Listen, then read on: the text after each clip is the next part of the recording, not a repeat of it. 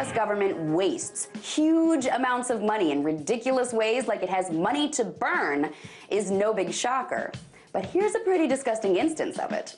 In 2008, the Defense Department spent $486 million to buy 20 Italian-made twin-propeller military transport aircraft called G-222s to give to the Afghan Air Force. And 5 years later, they're basically rusting heaps of scrap metal.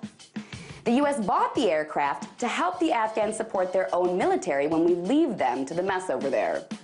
But according to a letter by John Sopko, Special Inspector General for Afghanistan Reconstruction, no one bothered to buy spare parts for the aircraft to help meet operational requirements.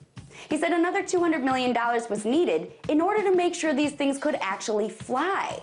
But no one bothered to think that through. And it turns out the Italian-made planes aren't even cut out for the hot and dusty environment in Afghanistan. And so the Department of Defense ended the G-222 program. So the aircraft only ended up flying for a total of 234 hours. That translates to more than $2 million an hour.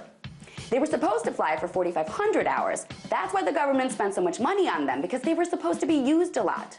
But in actuality, they're sitting on a tarmac at an airport in Afghanistan and at an Air Force base in Germany.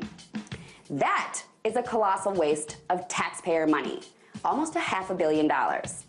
And now the Inspector General plans on running an investigation into the total amount of money spent to procure, operate, sustain, and dispose of the G-222s, and to evaluate what went wrong and how to prevent it from happening again. And that paper-pushing, posture-filled investigation is going to cost taxpayers even more money.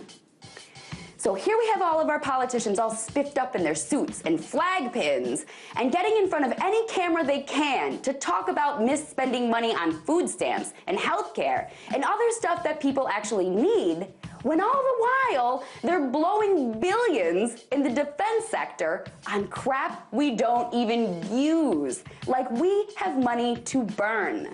If anything should be burned, it's them at the stake for wasting our hard-earned money.